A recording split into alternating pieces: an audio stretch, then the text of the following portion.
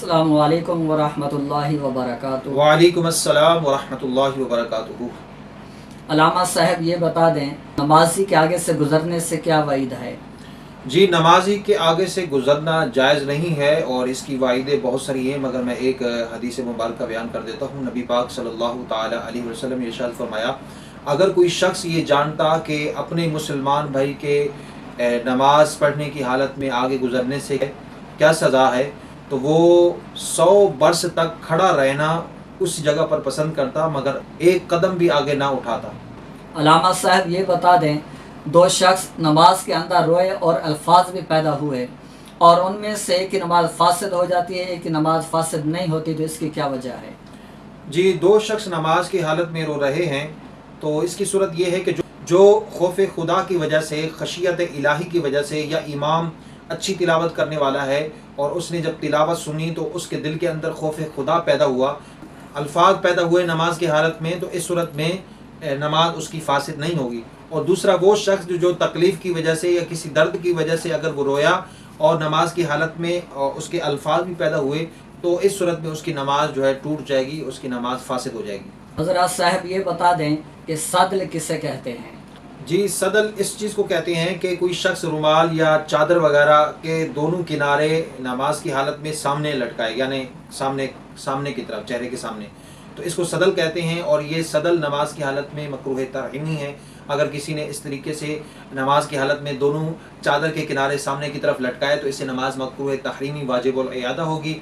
और इसका तरीका ये है कि अगर चादर या रुमाल अगर नमाज की हालत में पहने हुए हैं तो इसका तरीका ये है कि एक किनारा जो है एक कंधे की सीधी जानिब और दूसरा किनारा दूसरे कंधे की उल्टी जानिब, ऑपोजिट। तो इस सूरत में जो है नमाज के अंदर चादर लटका कर अगर नमाज पढ़ेगा इस सूरत में, तो उसकी नमाज दुरुस्त हो जाएगी, नमाज सही हो जाएगी। नमाज में इमाम से पहले सर उठाना और झुकाना कैसा है? इमाम से पहले अगर कोई शख्स अपने सर को उठा ले या झुका ले तो ऐसा करना मकरूह है। और नबी पाक सल्लल्लाहु अलैहि वसल्लम ने इरशाद फरमाया कि जो ऐसा करता है उसके लिए वईद ये है कि उसके बाल, यानी पेशानी के जो बाल हैं, वो शैतान के हाथ में हैं।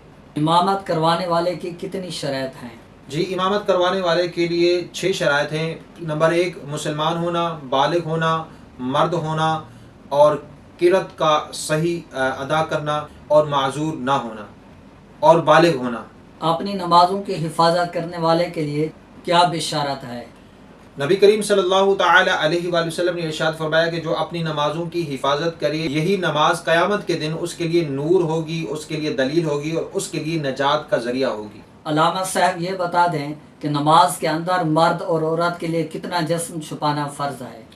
जी, नमाज की हालत में मर्द के लिए नाफ के नीचे से लेकर घुटनों समेत, यानी घुटनों के नीचे तक ये छुपाना उसके लिए फ़र्ज़ है नमाज की हालत में।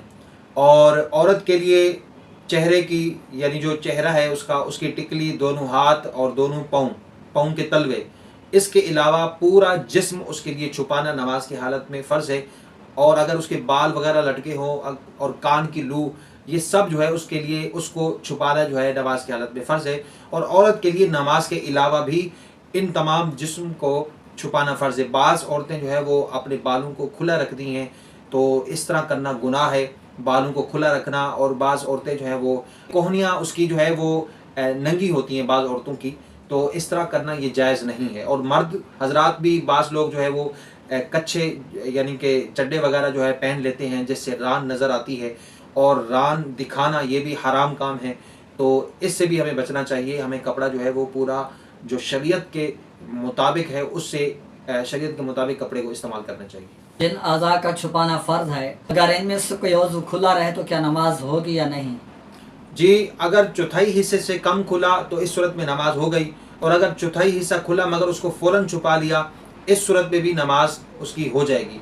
और अगर 3 मरतबा सुबहान अल्लाह कहने की मिक़दार बराबर खुला रहा, कोई जानबूझकर अगर किसी ने खोला, अगरचे उसको फ़ौरन छुपा लिया, तो इस सूरत में भी नमाज उसकी टूट जाएगी।